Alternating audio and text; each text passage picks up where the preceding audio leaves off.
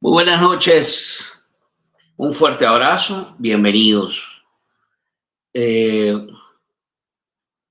Son las 8:18 en El Salvador y hoy estamos ya en el último día, no, penúltimo día, ¿verdad? 29 de septiembre.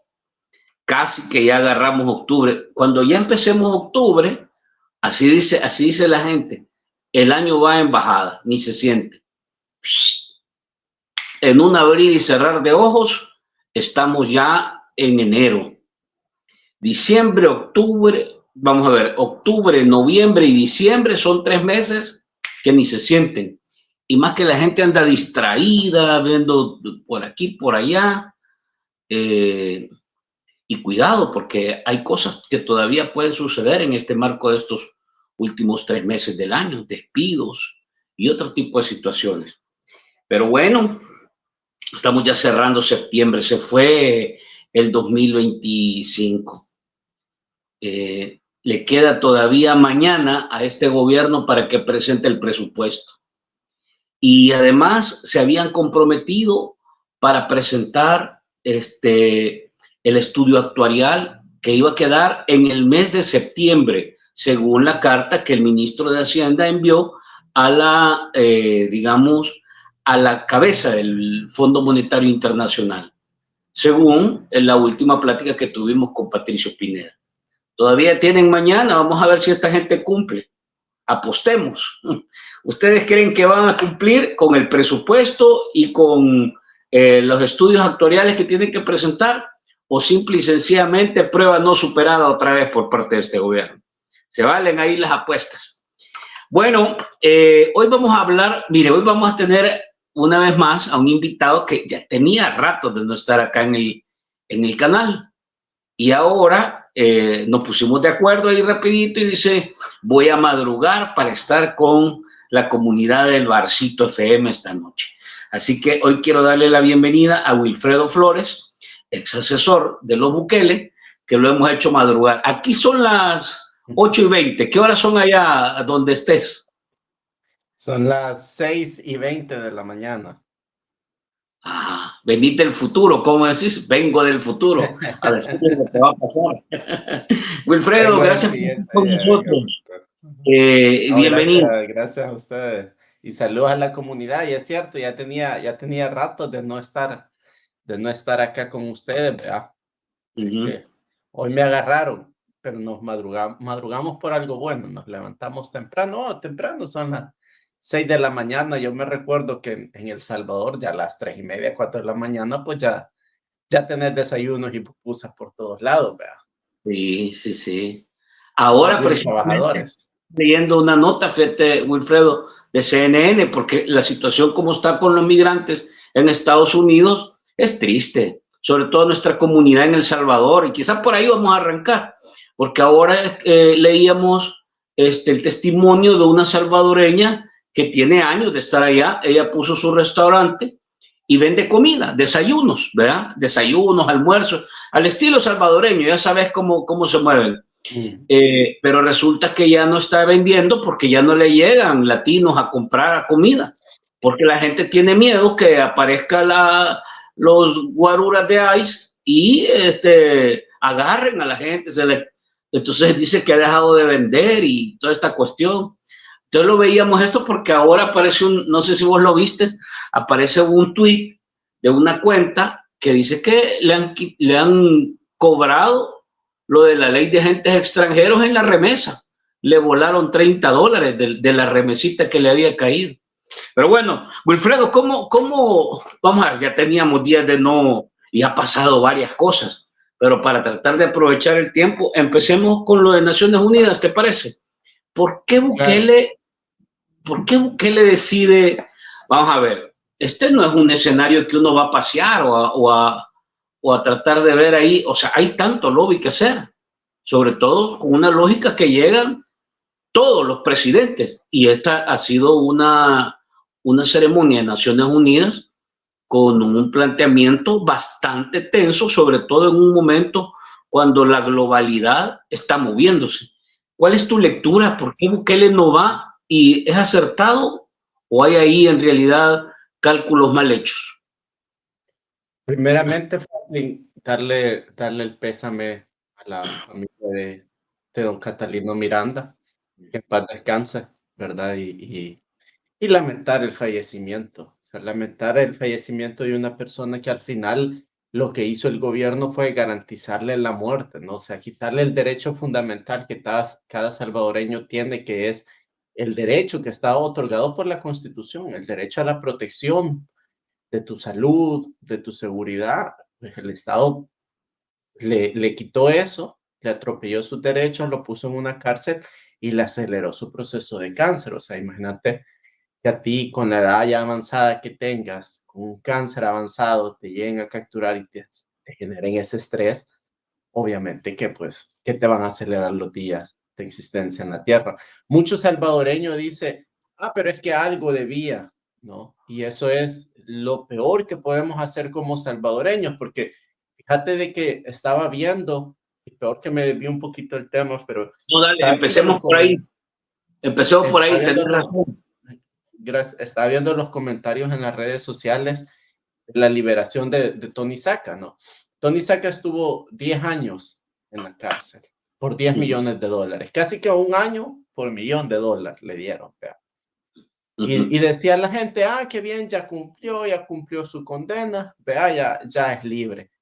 Y curiosamente que el salvadoreño dice, por algo estará en la cárcel, pero no se pone a pensar de que en El Salvador tenemos un sistema judicial que castiga a un presidente con 10 años de cárcel por 10 millones de dólares, pero también castiga a un joven con 10 años de cárcel por $100 de marihuana que se llevaba en su bolsa. O sea, a un presidente le pone 10 años de prisión por 10 millones de dólares y a un joven sin educación le pone 10 años por $100, que este se obligó a vender porque quizá no tenía, no es que se le esté defendiendo el hecho de lo que esté haciendo, pero se pone en una balanza el hecho del hecho de que como sociedad aún tengamos esa desigualdad, que robar 10 millones de dólares y solo tener 10 años y vender $100 de un producto ilegal y tener también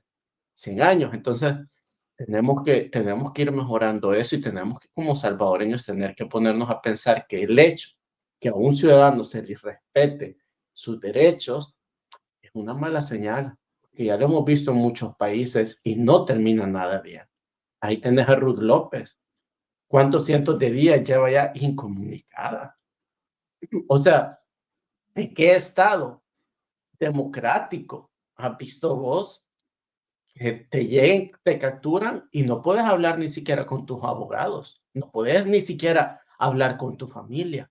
¿Cómo vas a poder defender tu inocencia si ni siquiera puedes armar tu caso formalmente? Entonces, aquellos que dicen por algo están en la cárcel, que sepan que eso en la historia ya lo hemos visto y que no termina nada bien. Las dictaduras que empiezan y continúan de esta manera, como en El Salvador, no terminan nada bien. Y ahí el desenlace de la ONU.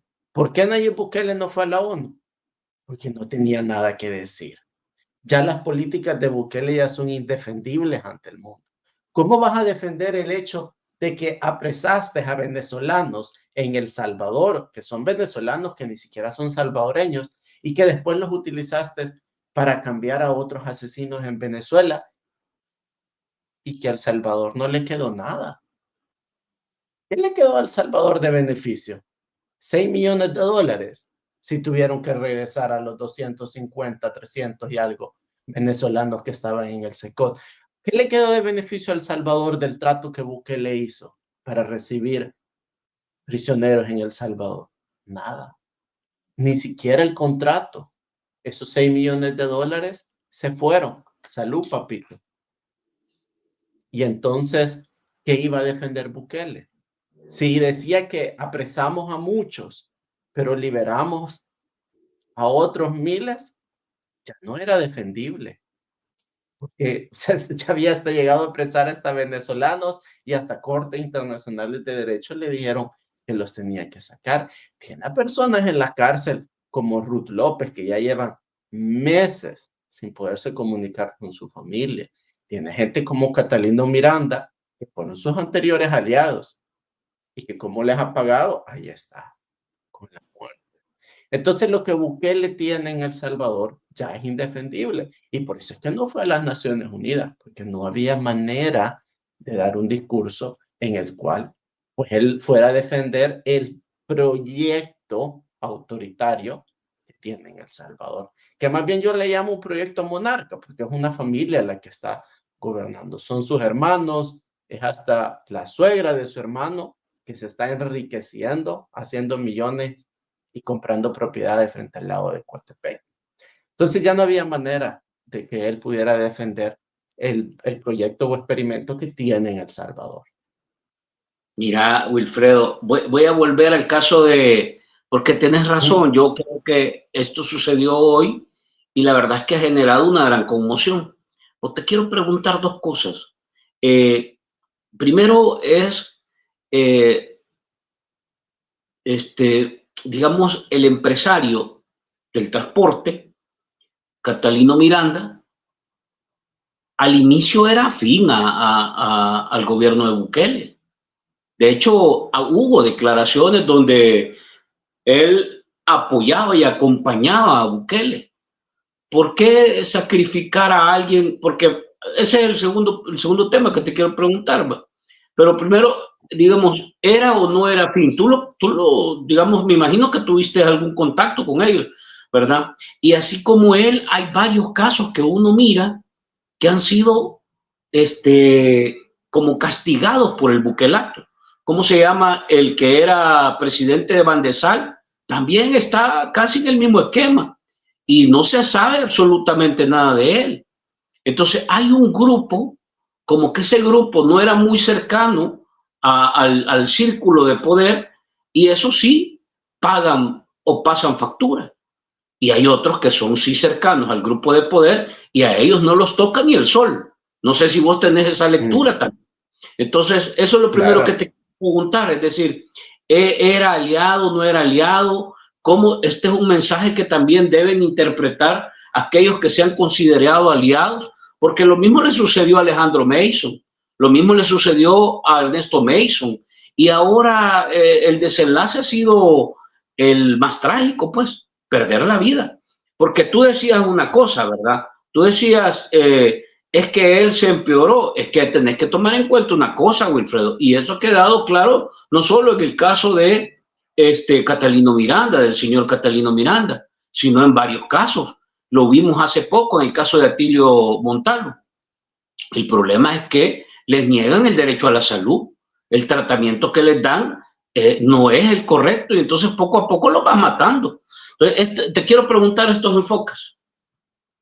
Claro, fíjate que lo que pasa es que hay una justicia selectiva. Recordate que Bukele ha dado muchas conferencias, ¿verdad? Tenía la fama o le gustaba ahí hace unos años aparecer con todo su gabinete y los ministros y junto al fiscal general y ordenarle al fiscal que investigara a ver la corrupción, que yo no quiero ser por el corrupto. Entonces, cuando tú te das las ínfulas o quieres destacarte por combatir la corrupción, alguien va a tener que pagar esos platos rotos, pues, o sea, alguien va a tener que salir en la foto diciendo, miren, estamos combatiendo la corrupción, pero es un combate a la corrupción selectiva, porque, o sea, de que tu círculo no lo estás tocando. Y ahí tenés círculos, como por ejemplo el círculo de Lorena Romero Medina, que es la suegra de Yusef Bukele, que la semana pasada aparecía en una investigación en la que se le descubrieron que habían recibido terrenos en el lago de Ilopango, cosa que hemos venido denunciando. Hemos venido denunciando que incluso se han comprado un apartamento en Miami. O sea, ¿te recordás del apartamento de Cosavi? Que ahora hemos sabido, nosotros ya ¿te recuerdas? En este programa lo hemos venido denunciando con nombre y apellido, que la señora Lorena Romero Medina, que es suegra de Yusef Bukele, era la encargada de tener contacto con empresarios, ¿no? Y de llevar incluso comisiones y su oficina estaba al lado de Javier Sabla en la oficina nacional del Partido Nuevas Ideas. O sea, tanta influencia tenía la señora que estaba al lado del primo de Nayib Bukele y al lado del presidente del Partido Nuevas Ideas. Y ella se rodeaba con todos estos empresarios, también como Catalino Miranda. Entonces, esa su justicia es selectiva porque toca a esas personas que orbitan alrededor, ¿verdad? De Carolina Recinos, de Lorena Romero Medina, de Sofía Medina, de Javier Sabla, pero no toca a los verdaderos corruptores del Salvador. Porque la corrupción existe no porque existan empresarios. La corrupción existe porque existen políticos corruptos que te piden el 10% para darte un proyecto o para darte una licitación o para decirte este transporte de buses del Ministerio de Educación va a ser tuyo, pero a cambio de eso nos vas a dar estos beneficios. Por eso existe la corrupción. Entonces, si querés combatir la corrupción, no tenés que combatir los círculos exteriores de la corrupción, porque esos son los que han sido obligados a ser corruptos. Esos han sido los que han sido obligados a pagarle el 10% a los políticos. Porque señores como Catalino Miranda siempre han existido en El Salvador. Y él siempre fue un empresario que yo creo que todo el mundo lo reconoce por la carrera empresarial que él se forjó en El Salvador. O sea, por ser un empresario que todo el mundo sabe que era el empresario mayoritario de buses en El Salvador. Entonces, personas como estas ya saben jugar en el sistema financiero. Y a quienes tenés que combatir son en esos políticos que son los que se dejan corromper, que hoy por hoy en El Salvador son todo el gobierno de El Salvador.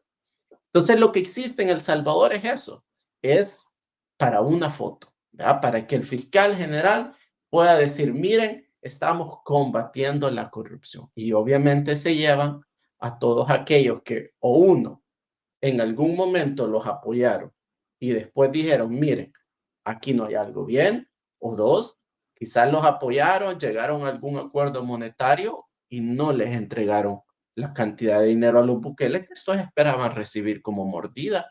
¿Y que les tocó?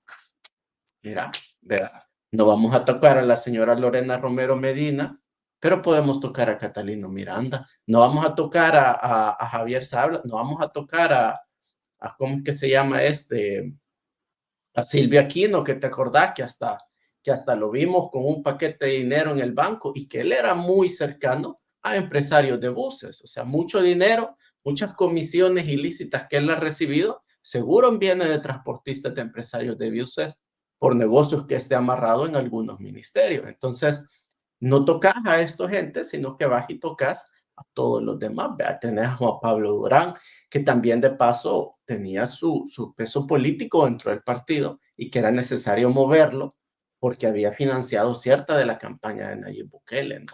Y que claro, al haber financiado cierta de la campaña de Nayib Bukele, pues tenés cierta información y mejor, ¿sabes qué?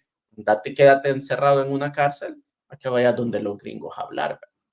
Y también tenés a Cristian Flores, por ejemplo, que fue otro empresario que él originalmente iba a ser candidato para la alcaldía de San Miguel. Pero la alcaldía de San Miguel se le había prometido Nayib Bukele a Will Salgado porque Will Salgado estaba con el partido Gana. Entonces le ordenaron a Cristian Flores que se fuera para presidencia, ¿no? A ocupar el puesto que Luis Rodríguez había dejado cuando este fue designado para la Asamblea Legislativa. Y de ahí lo mueven misteriosamente porque Cristian Flores, o sea, era un empresario y de repente lo mandan a jugar política a presidencia y pues ahí se ganó muchos enemigos y al final pues tuvo que pagar los platos rotos. Entonces, todas estas personas que tú ven, no es que sean de verdad justicia que se está haciendo, sino que son cuentas políticas las que se están pagando. En El Salvador, la justicia se basa en base a tu claridad política. O sea, si sos un personaje envuelto políticamente y te llevan es porque ya te opusiste al gobierno, quizás te beneficiaste. Y para cortarlo, Franklin, vos decías algo importante, esto lo tiene que ver la otra gente. Y creo que para los diputados ya deberían de ir despertando, ¿verdad? Ya deberían de ir viendo esto, porque Desde el momento que tenés una policía política en El Salvador, ya cualquier diputado debería de saber que sus días también están contados.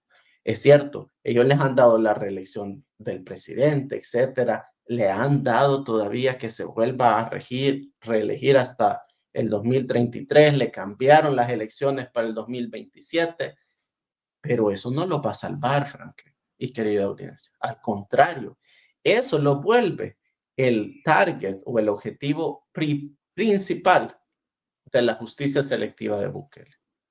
Mira, Wilfredo, Sí. vos escuchaste esta frase, ¿va? Ojo, ojo que lo que estamos poniendo, porque ahora es delicado hablar aquí en el país, pero yo estoy poniendo palabras que las recojo y te las presento. Aquí escuchamos este término, daño colateral, ¿te acuerdas? Entonces, a esto se le puede llamar a lo que ha sufrido Catalino, a lo que ha sufrido hace un par de días un maestro también que falleció, igual el mismo esquema, sale de la cárcel y a los días, porque ya va casi moribundo, Atilio Montalvo se salva porque le ponen sangre, o sea, logran recuperarlo, pero Atilio Montalvo se estaba quedando. Entonces, ¿podemos llamar eso daño colateral o en realidad tiene más forma de crímenes de Estado? ¿Cómo lo ves tú? No, es algo dirigido, o sea, ellos saben, número uno, que la persona está enferma, ellos saben, recordate que es una investigación, o sea, recordate que hoy en día puedes hackear el teléfono de alguien y con la información que tenés en el teléfono, pues, o sea, podés saber todo, ¿verdad? Desde su cuenta de banco hasta sus amantes, o sea, hackearle el teléfono a alguien y ahí tenés todo, todo, con quién es su doctor, de qué está enfermo, etcétera, etcétera. Ahí tenés todo. Y hackear el teléfono hoy en día, pues, no es nada complicado para el gobierno de El Salvador. Tiene hasta empresas israelíes que hackean los iPhone por ellos. Entonces, y si es un Android, mucho más fácil todavía.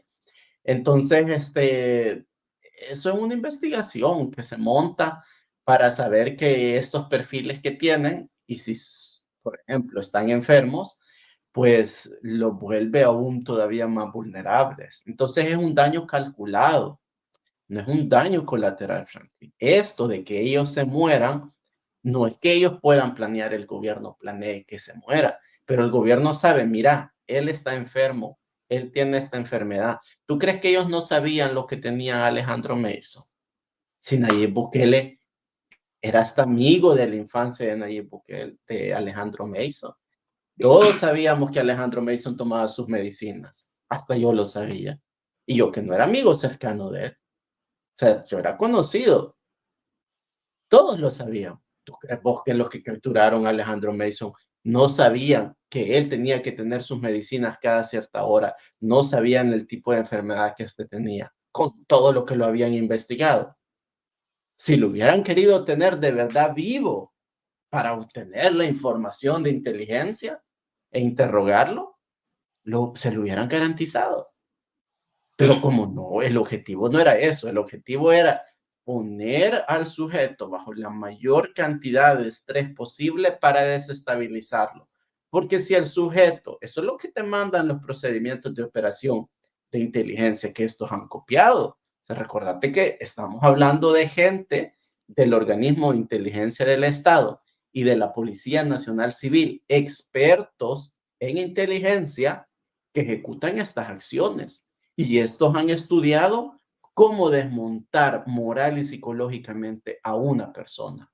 Y dentro de esos procedimientos dice que si una persona se encuentra bajo circunstancias excepcionales de estrés, es decir, una enfermedad o un padecimiento que le exige tomar sus medicinas a cierto tiempo, lo califica como un sujeto vulnerable para estrés externo. ¿Y quiere decir eso? Lo capturas, lo pones como está Ruth López, que por cierto, Ruth López corre mucho peligro, ya vamos a hablar sobre eso, pero lo pones en una celda oscura, incomunicado, con bastante humedad, le baja el estrés, no sabes si es de día o si es mañana, le pones música a alto volumen, le pones una gota constante que cae y lo desestabilizas. Y entonces, ¿qué pasa? La persona que ya tiene un estrés como Alejandro Mason o como Catalino Miranda, ¡pum!, le aceleras el proceso. Entonces, todo esto son procesos calculados. Ellos saben hasta qué comes, hasta qué desayunas, saben qué medicina tomas para tu enfermedad, saben lo que te dijo el doctor en tu última entrevista con el doctor. Todo eso ellos lo saben y lo van a utilizar en tu contra. Y ahí tenés el caso de Catalino Miranda. Ahí tenés el caso de Ruth López, que corre mucho peligro. Y ojo, ojo salvadoreños, ojo Franklin. Ruth López corre hoy por hoy mucho peligro. Y te lo digo con la mano en el corazón y con el temor, sabiendo de que ella corre mucho peligro. ¿Por qué? Porque las señales nos indican eso. Primero que nada, no tenemos ninguna información sobre ella. Ni siquiera con contactos externos hemos sido capaces de obtener información. Es decir, hoy por hoy lo único que sabemos es que el gobierno se la llevó. Si nos dicen que lo tienen en cierto penal a ella, ni siquiera eso podemos confirmar. ¿Cuántos meses después pudimos confirmar dónde estaba Alejandro Meizo? Tuvo que pasar un buen tiempo para saber que estaba después de unos meses en las Bartolinas de la DEA. En el caso de Ruth López, se sospecha que podría estar en algún lugar, pero confirmaciones certeras que haya llegado un organismo internacional de derechos humanos o la familia o el abogado a verla, no lo sabemos. Ruth López hoy por hoy puede estar en una de las clases clandestinas del Ministerio de Seguridad y Justicia, las mismas que le decomisaban a los narcotraficantes y que hoy ellos utilizan para montar operaciones clandestinas. Ahí puede estar Ruth López. Ruth López puede estar y está sometida bajo tortura psicológica en este momento. ¿Por qué? Porque la tortura psicológica no es solo que te pongan música a alto volumen o que te pongan agua con un trapo en la boca. La tortura psicológica también implica que no te dejen comunicar con tu familia, que no te dejen comunicarte con tu abogado, porque estás encarcelada, no estás secuestrada. La Constitución te da el derecho de tener la comunicación con tu familia porque el Estado nunca puede secuestrar a uno de sus ciudadanos. Lo que el Estado le está haciendo a Ruth López se llama secuestro político, no encarcelamiento. Entonces, Ruth López, ¿por qué están callados? Porque no la han sacado ante el público. Raro que Bukele, todo el fin de semana, la gente pasó hablando sobre el cumpleaños de Ruth López y él calladito. En otro hubiéramos tenido, ¿verdad? ¿No te parece extraño? No, pero eso te iba a preguntar. Logramos hablar con el esposo y logramos hablar con la hermana y ambos nos confirman que han hecho todos los intentos, han ido a los centros penales, han tocado instituciones, todas las instituciones posibles, han preguntado, abogados, y no tienen información desde el 4 de julio que la sacaron a la audiencia. Y tienes razón tú. Entonces yo te quiero preguntar aquí, ¿qué hay detrás de este silencio oficial? No solo sobre el caso emblemáticos como Ruth, como el doctor Enrique Anaya, como Fidel Zavala, como el pastor y ¿cómo se llama? Y el abogado de la cooperativa El Bosque. Sino también casos como este de Catalino Miranda, que fallece, prácticamente lo sacan a morir y nadie dice nada, nadie habla, silencio total. Entonces, ¿qué hay? ¿Por qué el gobierno se esconde en cifras de que, ¿cómo se llama? 1000 días sin homicidio, ¿verdad? Y al inmediato le están diciendo que esos números no cuadran. ¿Por qué evita? Entenderíamos a partir de lo que hemos venido escuchando de expertos que han manejado este tema de cifras, de que el caso de Catalino Miranda no entra en muertes aquí en este país, porque venía de la cárcel. Eso es más o menos. ¿Por qué por qué ese manejo, el silencio? ¿Qué hay detrás de todo esto en tu lógica, Wilfredo? El problema es la policía. Ya no existe una policía independiente en El Salvador.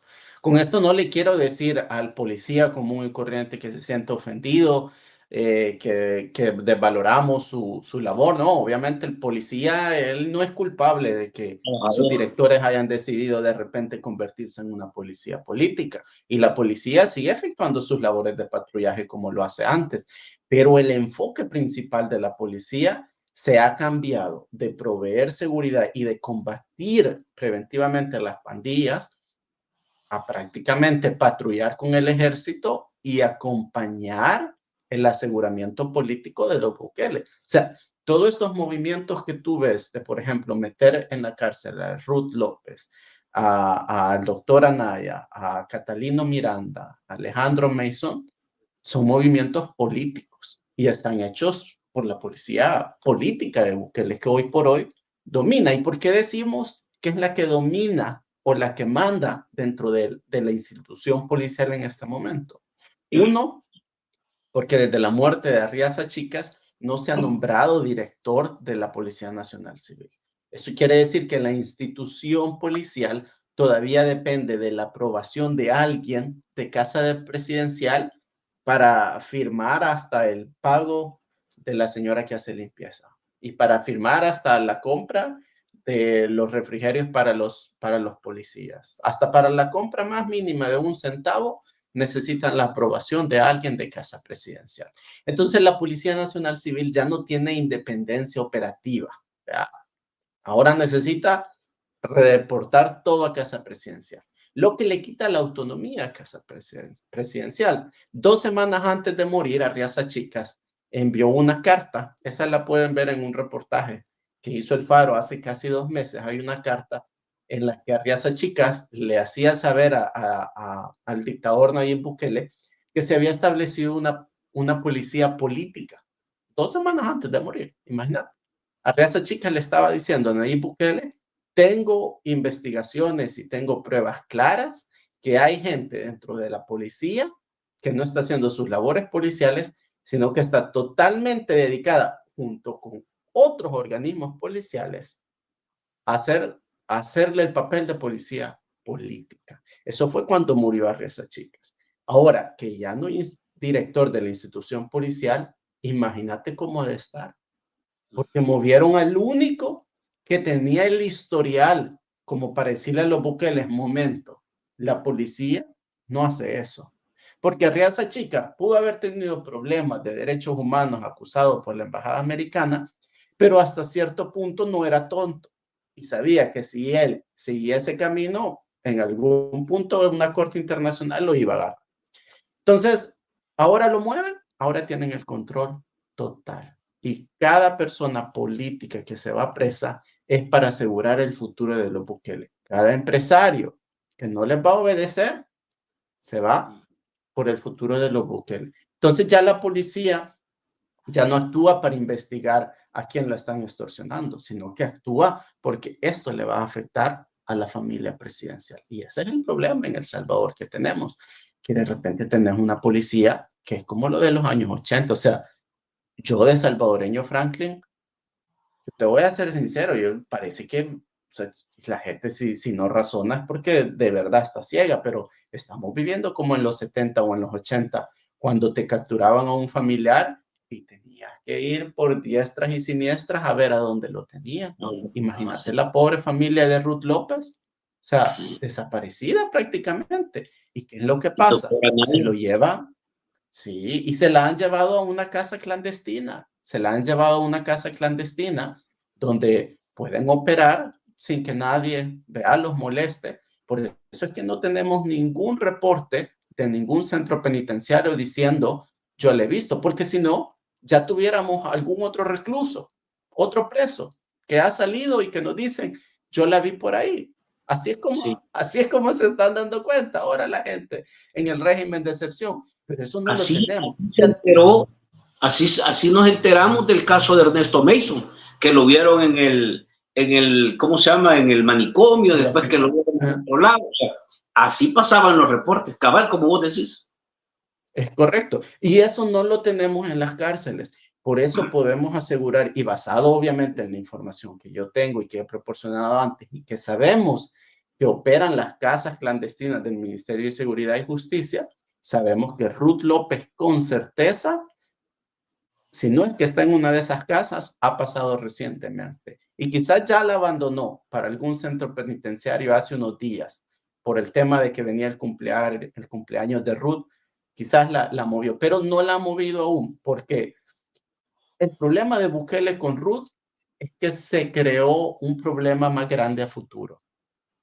Te explico. Cuando tú coges un personaje como Ruth López, que había logrado reunir 50,000 firmas, había logrado crear cierto tipo de organización en contra de la minería y del gobierno. Cuando tú coges a este personaje, lo metes injustamente a Investigó, la cárcel. por data, investigaciones de corrupción, investigaciones de Correcto. fraude electoral, investigaciones de mal manejo de recursos, de falta de transparencia. Todas esas investigaciones son las que Cristosal y Ruth, como directora del área de corrupción, ahí están los videos en las redes sociales. Es correcto. Pero dime una cosa, Franklin. ¿Tú qué crees que va a pasar si tú coges a este personaje, Ruth López, lo metes en la cárcel y la gente ve, es injusto lo que están haciendo con ellos? Es injusto lo que está pasando con Ruth López. El problema de Bukele es que él mismo le está ayudando a su propio enemigo a luchar contra Bukele. Porque Ruth López, entre más tiempo pase en la cárcel, más va a llegar a ser nuestro símbolo de lucha. Y si Ruth López, Dios no quiera, y de verdad Dios no quiera, le pasa algo en la cárcel, va a llegar a ser nuestro mártir. Y entonces la gente lo va a recordar y va a tener un motivo más de lucha. Cada día más que Ruth López pasa en la cárcel, es cierto, es una voz que cae en contra de Bukele, pero es una voz que también es recordada. Entonces, Nayib Bukele cogió un problema que tenía en el momento, utilizó su policía política y lo ha hecho más grande. Ahora sí se sentó en una bomba. Y el problema ahora es, Franklin, y para la familia, lastimosamente, de Ruth López, ¿qué va a pasar con Ruth? Porque si Bukele Ahora, en algún punto saca a Ruth López, o sea, imagínate cuando salga de la cárcel, ¿qué va a decir la gente?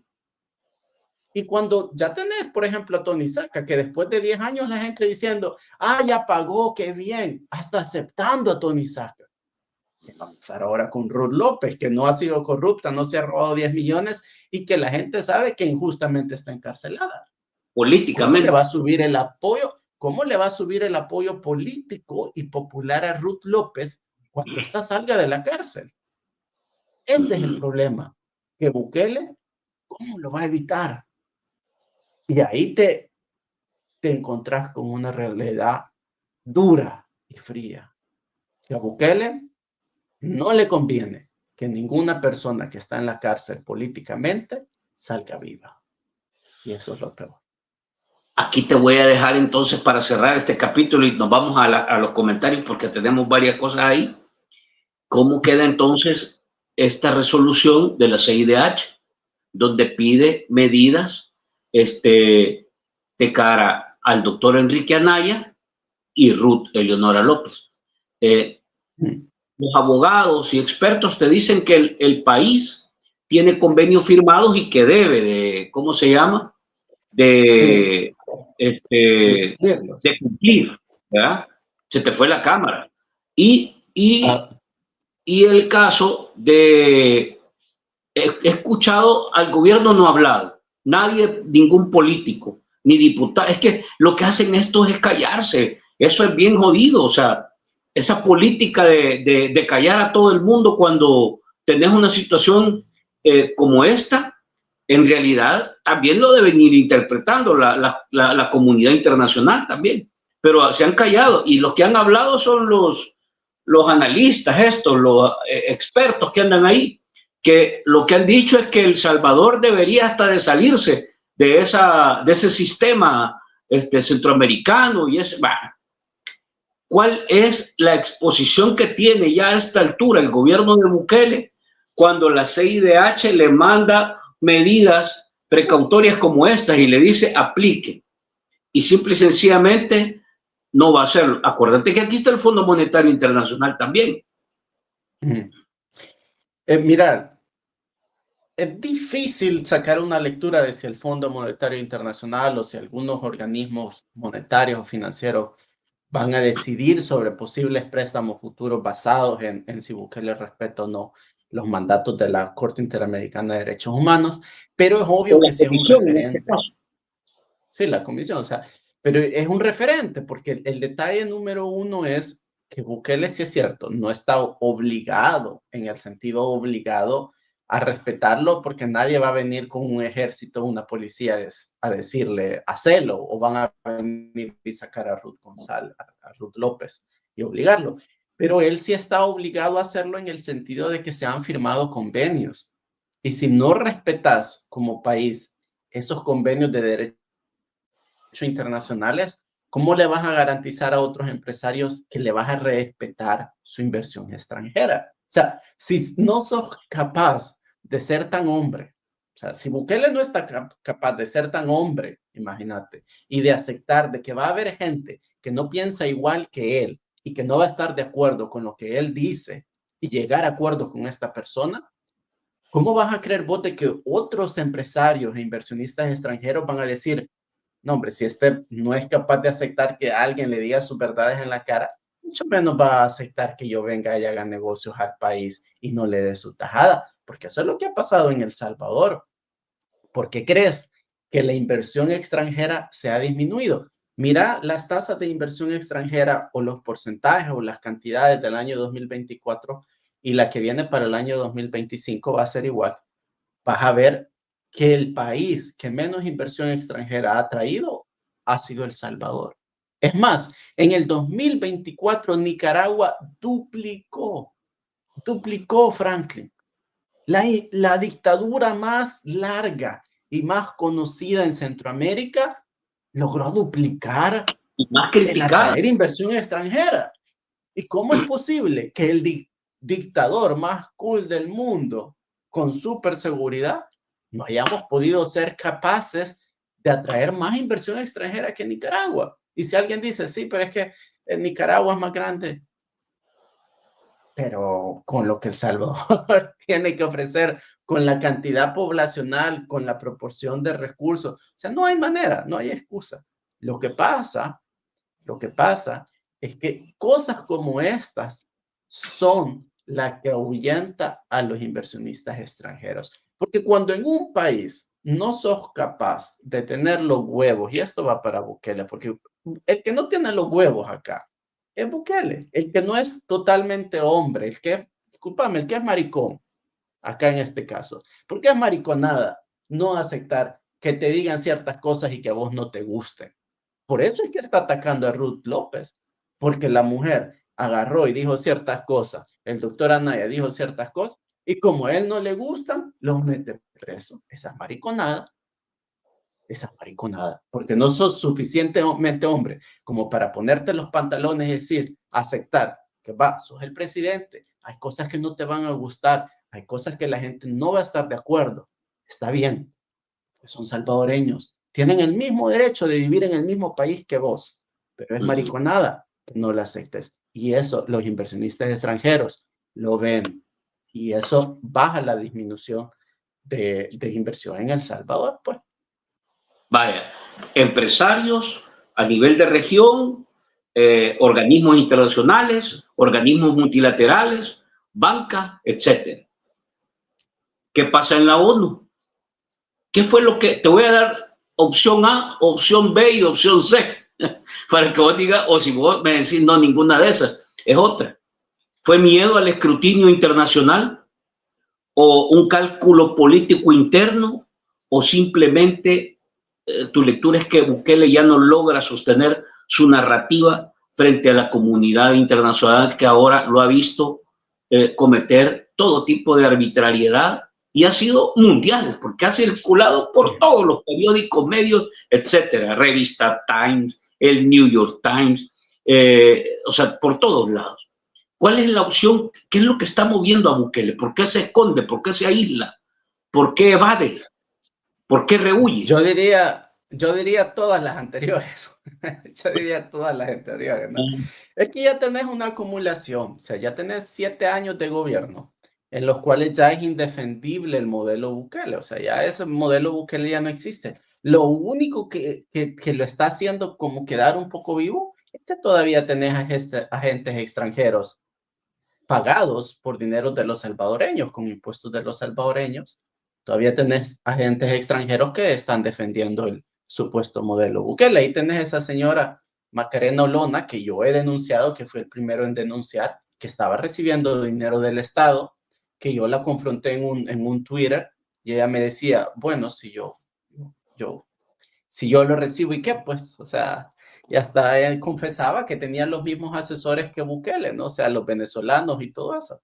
Entonces, estos son los únicos personajes que todavía, pues, mantienen un poco, pero que ni siquiera son bien recibidos. Es ridículo tener a una política española hablando en España de, oh, cómo Bukele es increíble, cuando sos política española. O sea, al público español le interesaría saber qué vas a hacer en España, no lo que está pasando en una nación de 6 millones de habitantes al otro lado del planeta, que tiene la misma población que toda la Comunidad de Madrid. O sea, España es mucho más grande poblacionalmente y económicamente. Entonces, poner de ejemplo a un país pequeño solo denota la baja capacidad intelectual como política que tenés, Macarena Olona. O sea, ¿me entendés? Si querés replicar el modelo de un presidente de un país de 6 millones en España, como que no queda, ¿no? O sea, estás hablando de replicar un modelo de un país que apenas tiene un Producto Interno Bruto, que un 3% del Producto Interno Bruto español. O sea, no hay manera, no hay manera. Entonces solo denota el bajo coeficiente intelectual de Macarena Olona al venderse, porque número uno es una vendida, y número dos, denota el bajo coeficiente intelectual al no saber de que no se puede aplicar el modelo de un país pequeño en una casi potencia mundial como España, que está incluso entre los 8 países más grandes del mundo. Pues, o sea, no hay manera. Entonces, respecto a lo que tú me dices de las Naciones Unidas y Bukele, que sí que fue, pues, fue una combinación de muchas cosas. O sea, número uno, ya no hay manera de defender su proyecto. O sea, lo veas donde lo veas, ya ni vamos a gastar saliva describiéndolo porque la gente acá ya lo sabe, el público internacional ya lo sabe. Número dos, obviamente es una lectura de que si él va, iba a generar más desgaste. O sea, porque tenías que era el primer año del discurso de Donald Trump. O sea, por primera vez iba a llegar Donald Trump a dar un discurso. Entonces, ¿para qué iba a llegar Bukele? Si nadie lo iba a escuchar, nadie iba a estar. Donald Trump no se iba a quedar sentado a ver el discurso de Nayib Bukele. No. O sea, entonces como Nayib Bukele, vea, él se creó un señorito, entonces dijo, ¿para qué voy a ir si nadie me va a ver?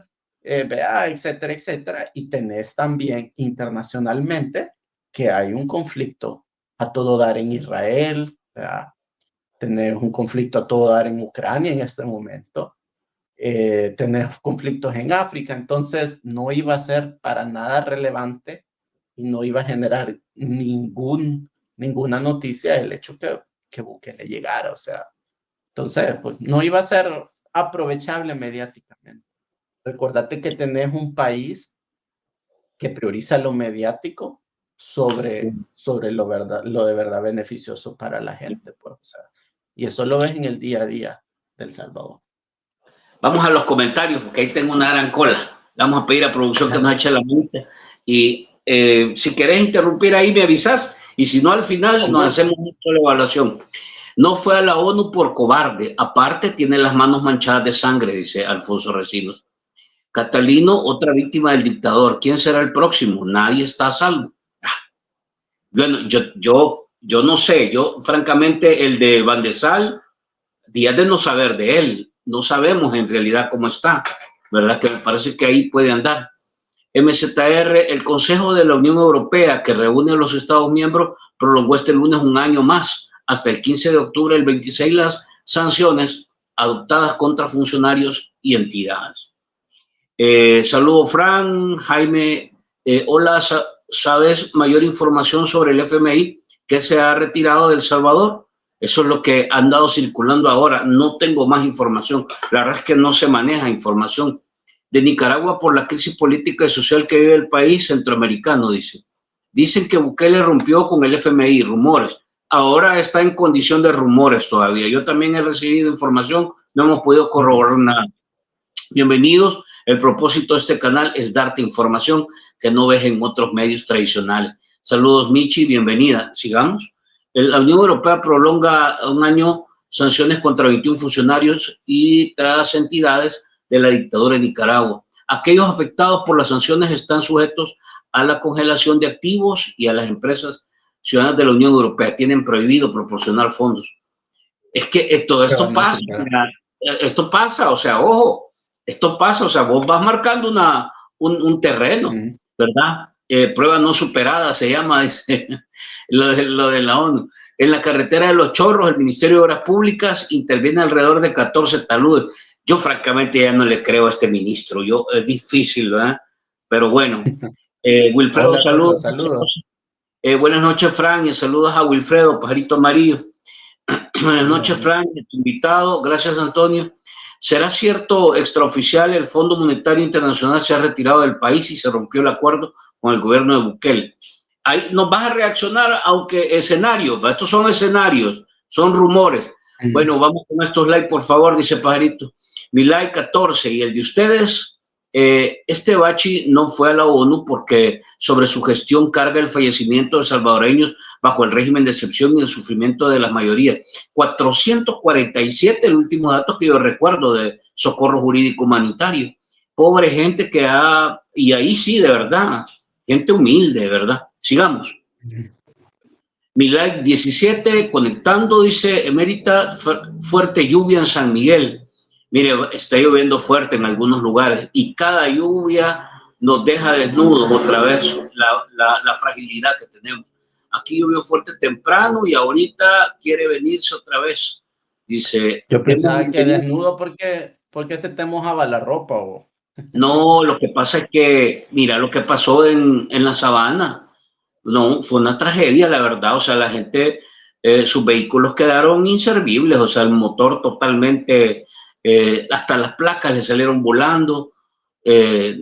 Toda la calle se dañó. Y eso sucedió en varios lugares, ¿verdad? San Salvador, en otros lugares. Sí. Una tormenta de 40 minutos, de 30 minutos, y ya estás en emergencia. Demos la bienvenida, dice el chico madrugador. Sí, Wilfredo, cabal, excelente. Gracias, mensaje. Miche. Ya tengo Miche. Mira. Pues síganos, por favor. Mire, ya llegamos a los 20,000, andamos por 20,010. Ya estamos en 20,000 suscriptores, fíjate, Wilfredo. Con la excusa de que con el régimen se pierden los derechos, se convierte en asesino el señor, dice. Likes, por favor, gracias, comandante. Like 30, excelente. Felicidades para los 20,000, ahí está. Ya somos 20,000 en esta comunidad. 30 es mi like, saludos, Frank. ¿Cuándo va a invitar a Marvin Aguilar? Vamos a hablarle la otra semana, vamos a ver si nos ponemos de acuerdo con aquel. ¿Por qué lo van a abuchar? Dice, por eso no fue. Igual a Netanyahu le va a tocar, que la gente mejor se sale. Faltan like. A ver, don Catalino, que en paz descanse. Catalino donó 250,000 a la campaña de Bukele. Donó dinero a la campaña de Bukele. ¿Ah? Claro que donó. Y no solo donó, también proporcionó transporte. Apoyó la de Bukele. Y no solo la del 2019, también la del 2021 y seguro la del 2024. Ok. Ya, sí pagó Bukele, ¿verdad? Que es cierto que el FMI se retira de las negociaciones con el gobierno. Mire, la verdad es que el rumor es fuerte, pero no lo hemos confirmado, se los digo. Rosa, ¿cómo sabe usted esto? Dice. ¿De qué habla? Catalino Miranda, petateado. Arriesga chicas que lo enchuchó petateado. Hasta los periodistas que cubrió la nota se petateó. Cuando el miedo se toma, odioso, dice. No, odioso. Catalino Miranda, el gobierno de Bukele lo sacó del negocio del transporte. Mira, esa es otra cosa. Le desmontó el negocio, le quitó los buses, puso a militares. ¿En qué ley está eso? Eso no funciona en un país normal, en una democracia normal. Eso es inviable. Buenas noches a todos y todas. O sea, actúas como juez. Sos presidente, pero actás como juez, como fiscal, como lo que te ronca. De que usted dice que don Catocho donó 250,000 cachuchas, dice. Gracias, Antonio Ramírez. Bueno, aquí Wilfredo nos va a contestar ahí más tarde. Hoy lo dijo Ronald Umaña, puede ver transmisión, dice, presente Marcelo. Fran, buenas noches. Sería bueno que Wilfredo esté por lo menos una vez por semana, dice, en tu programa. Ay, solo va a dormir, no va a dormir. No, vamos a invitarlo más seguido. Es que has estado un poco mal de salud estos días, ¿verdad, Wilfredo? El fallecimiento de Catalino es un claro mensaje para cualquier empresario de la ausencia de garantías jurídicas en El Salvador. Este sería el segundo empresario. Bueno, Jaco, recuerdan, el empresario de Occidente. Catalina Miranda le prestó 250 y donó 250 a Nayib, si pagaron los 250 prestados. Mire, casi el mismo paquete ahí en la COSAVI, ¿verdad? Catalino Miranda, Ronald Umaña y Félix Ulloa eran compadres, jugaban póker una vez por semana. Si no respetaron la integridad de Catalino, ¿qué nos espera a los demás? Ah, de verdad, bueno, Rosa, baje. Sigamos. Parito Amarillo, eso es lo bueno, dice. Les llama y los contesta en vivo. Él llamó en vivo y el domingo está en el canal, dice Ronald. Manuel, mira, su juventud perteneció a la fuerza guerrillera, según dicen. Si hasta micrófonos instalan adentro de los vehículos de los miembros de la oposición. Bueno, hay Pegasus, ahora hay de todo. Que hasta en las computadoras que repartieron dijeron que habían, escucha. El rato mejor me voy a retirar de estas redes, dice. Uy, ¿qué pasó? ¿Qué opina Wilfredo? ¿Bukele ignorará la resolución de la CIDH sobre Ruth? A Ruth la tienen incomunicada por una simple razón, ¿verdad? Estaba escuchando el en vivo equivocado. Roque dice, ajá, Bianca, las celestes garrapatas pactaron con las maras, el pueblo lo está vomitando. Buenas noches, comandante Juan Pérez, personas. Ay, no le alcancé a ver. Hoy de nada sirve hablar en El Salvador, aparte de eso, con el régimen, la gente se calla por miedo. Bukele ya envió mensajes a buen entendedor, pocas palabras. Voy a pedirle a producción que siga los comentarios y te dejo, Wilfredo, para poder responder. Sí. Alguien dijo ahí si va a respetar lo de la CIDH. No, no lo va a hacer. O sea, no lo va a hacer porque va a salir con la misma excusa que salió con Trump cuando se reunió en la Casa Blanca. ¿Te recordás que dijo, ay, ¿cómo vamos a enviarles a un criminal de nuevo a Estados Unidos? Entonces, se va a justificar diciendo de que pues Ruth López está ahí porque hay un proceso de corrupción que está siendo investigada, etcétera, etcétera. ¿No? Eso es lo que él se va a excusar.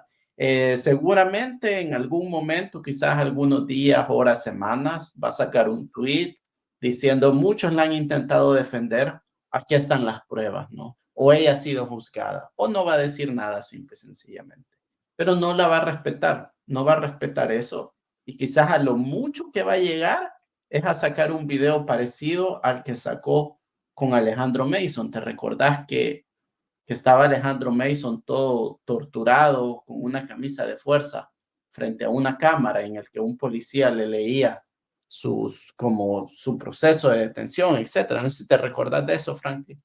Entonces, sí, a lo mucho eso va a llegar.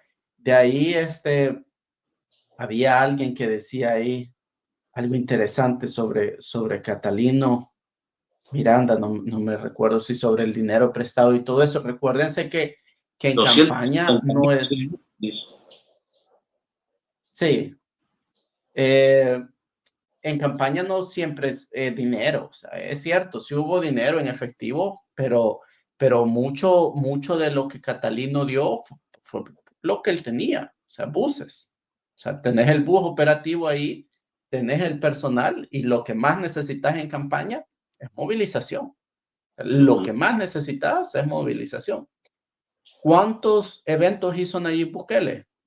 Fue a la Unión, inauguró en la Unión, estuvo en Santa Ana, estuvo en Aguachapán, estuvo en La Libertad, estuvo en Chalatenango.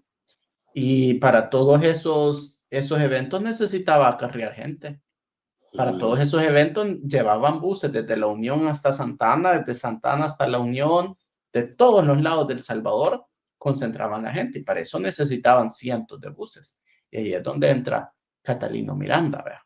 Entonces, sí, ¿no? Cientos de miles de dólares, ¿no? No solo en efectivo, sino que también en bienes, es decir, en buses, en servicios de transporte, etcétera, etcétera. Y eso para un empresario, pues, es costo, es dinero, ¿no? Entonces, es un alto costo. Alguien decía también ahí, fíjate, ahí sobre qué nos espera a nosotros. Si eso le está pasando a Catalino Miranda, que jugaba póker con Félix Ulloa, ¿qué nos espera a nosotros? Y fíjate que tiene toda la razón. Usted, creo que con esto hasta podemos terminar el programa. Usted ha resumido lo que exactamente tendría que pensar el salvadoreño común. Porque si a Alejandro Mason, que jugaba en las Navidades con Nayib Bukele, si a Catalino Miranda, que jugaba póker con Félix Ulloa, le ha pasado esto, ¿qué le puede pasar a usted, el cual ni siquiera es conocido de Bukele? ¿Qué le puede pasar a usted si le cae mal a un policía o a un político de nuevas ideas? ¿Qué le puede llegar a pasar a usted? Que no es ni siquiera conocido de ellos. Ahora imagínese todo lo que está pasando dentro del partido, Nuevas Ideas. Porque estos son los que Bukele está haciendo a aquellos que están fuera del partido. Pero ¿qué le hizo a los que estaban dentro de su partido? A esos los torturó y los asesinó más descaradamente, como lo ha hecho con Alejandro Mason. Porque le quería mandar un mensaje a la gente de su partido. Cuidadito, ¿verdad? Porque si no les va a pasar como a Alejandro Mason. Entonces, sí, tiene toda la razón. Hay que ser razonables de si eso le está pasando a alguien que fue cercano a los Bukele, que no le puede pasar a la gente. Yo quizás les agradezco por su tiempo. Mira, dame la opinión esta tuya de cómo están las relaciones del Fondo Monetario. Sí, para dejar hacia la gente una opinión así con la información que tenemos. Mira, el detalle del Fondo Monetario Internacional es que ya venía, es un conflicto que viene desde hace años. O sea, esto no viene de hace meses. Esto viene desde el año 2002, desde el tema del Bitcoin viene.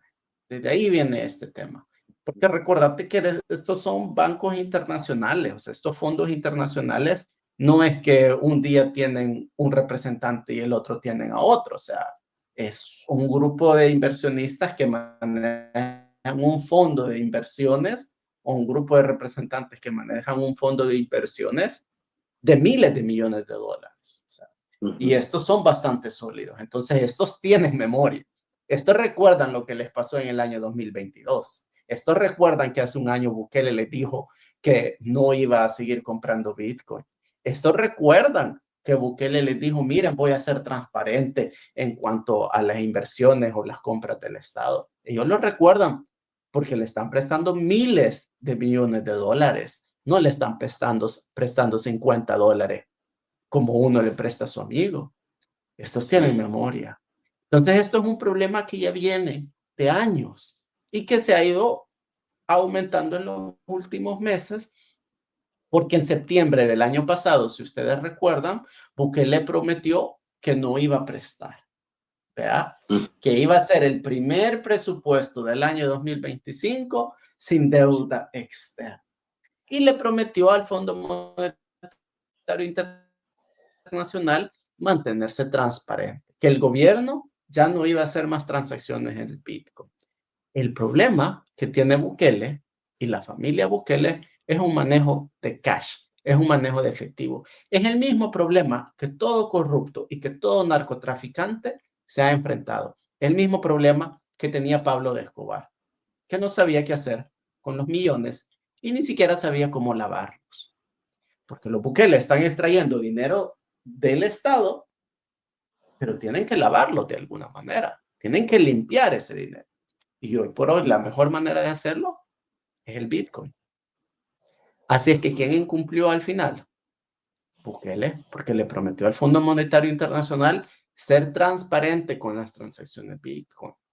Y recuérdense que en El Salvador, quien maneja la cartera Bitcoin del país no tiene el nombre de El Salvador, sino que tiene el nombre de Nayib Bukele. ¿Cómo distinguimos las transacciones privadas de las no privadas. ¿Qué excusa le vas a dar al Fondo Monetario Internacional? Wilfredo, en tu lógica, el Bitcoin es un probable detonante para romper la relación Fondo Monetario No y solo gobierno. eso. Hay muchos. O sea, no solo es el Bitcoin. Se trata del tema de las pensiones, porque el Fondo Monetario Internacional no ha desembolsado todo lo que se le prometió a Bukele. Eran diferentes paquetes de desembolso y creo que llegaron a entregar hasta 1.200 millones de dólares al gobierno de Bukele. No han entregado, era hasta 3.000 millones de dólares de paquete, ¿no? Sí. Y no lo han entregado todo. ¿Por qué no le han entregado todo? Porque los paquetes estaban condicionados a que el gobierno de El Salvador iba a cumplir ciertas cosas. ¿Por qué? Lo que le han Explico. entregado creo que son 130 millones. No, le entregaron más, creo. Ya vamos a revisar. Acuérdate que le entregaron el año pasado. Y desde ese año ya no le han entregado más. Digamos, de este paquete, Que recibió 1.300, 400 millones. Sí. Porque recordate que recibió 1.000 millones que también utilizó para pagar proveedores que tenía deudas atrasadas de hasta hace 2 años dentro de los 1.000 millones. Pero mi punto es, y mi ejemplo va por esta manera. Imagínate, Franklin, que vos tenés un negocio, operás diario con $500, tenés una tiendita, ¿verdad? Y vos operás con $500. Entonces, si vos venís a mí como banco y me decís, mira, Wilfredo, yo quiero aumentar mis operaciones, yo quiero ganar más dinero, ¿verdad? O quiero mantener esto. Yo te digo, mira, ¿y cuántos es tus operaciones diarias? Yo opero $500 diarios, es decir, vos gastás entre 500, pero recibís y tu promedio son $500. Mira, yo lo que puedo hacer es prestarte 1.000, ¿verdad? Y en 6 meses regreso y te presto otros 1.000.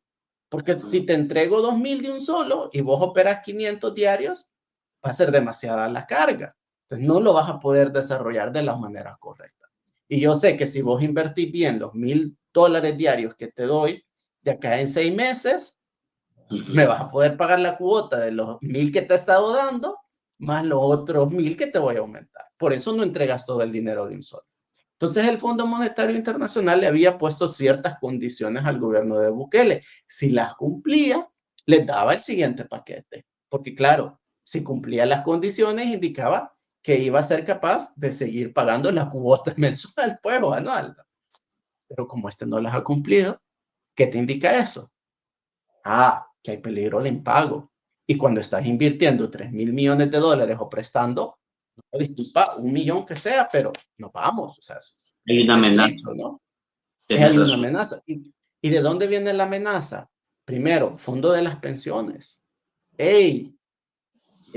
Ojo, ya sacaste entre 10.000 a 12.000 millones de dólares. Eso es uno, el fondo de las pensiones. Segundo, la deuda. La deuda pública nacional excede lo que El Salvador produce. Es decir, si todos los salvadoreños dejáramos de comer, dejáramos de gastar, todo lo que ganamos, todos los salvadoreños, y todos, absolutamente todos, hasta los millonarios, hasta los empresarios, hasta las empresas, las corporaciones, todos, dijéramos, de todo lo que ganamos, no vamos a gastar ni un centavo. Aún ahorrando ese dinero por un año, no nos alcanza para pagar nuestra deuda. No. ¿Cómo se llama eso? Impago. Porque el país no se puede sostener. Y de paso, la garantía monetaria que tenía el país está agotada, que era el fondo de las pensiones. ¿De dónde vas a sacar dinero entonces para pagar la siguiente cuota de los préstamos? Si ya te mamaste el fondo de las pensiones, si el país lo que produce diaria, mensualmente o anualmente no es capaz para pagar la deuda propia de un año, ¿cómo la vas a pagar? Sí. Solo tenés una opción, seguir prestando, hasta que llegue un punto en que digas, no puede pagar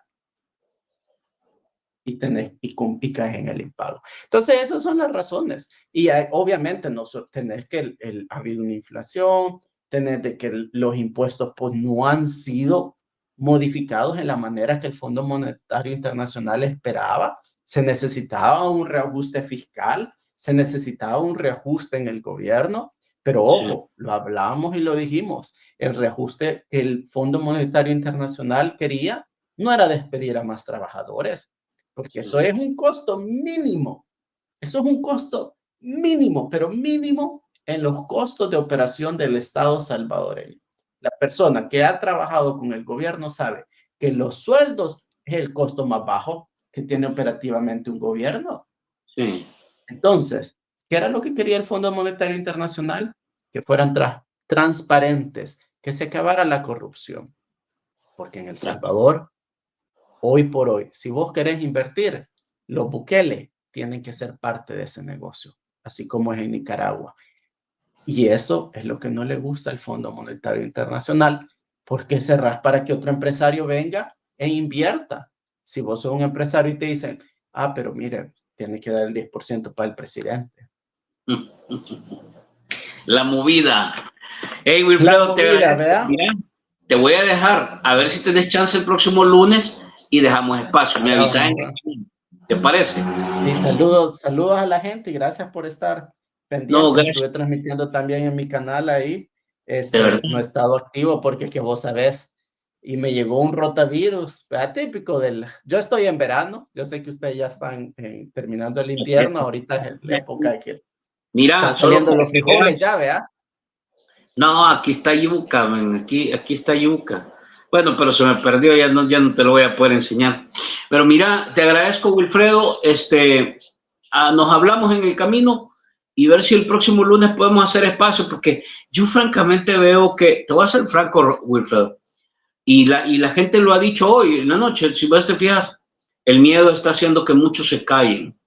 El miedo está haciendo que muchos, y yo lo que creo es que lo que hay que hacer es argumentar y documentar más, es hablar con la mayor constancia de hechos, de datos, para que esta información no pueda ser refutada. Ahora, pues sí, nos exponemos, está claro, pero yo creo que no hay que dejar de dar la batalla de la manera que hay que ir. Claro.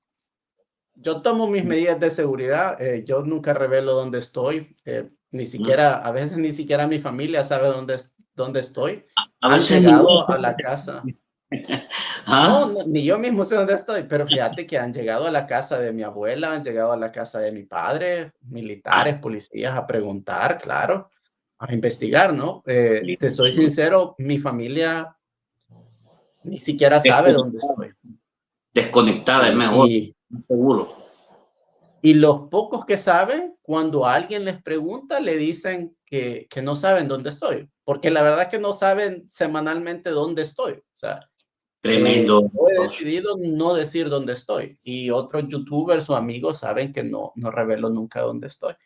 Entonces, bueno, hay que tomar medidas de seguridad, pero no hay que callar, porque al final la historia nos va a juzgar, ¿verdad? Gracias, Wilfredo. Un fuerte abrazo. Que siga mejor de salud y veamos si nos vemos el próximo lunes. Un abrazo a todos los que nos vieron. Nos vemos mañana en Las Virales y en la noche en otro programa del Barcito. Que descansen.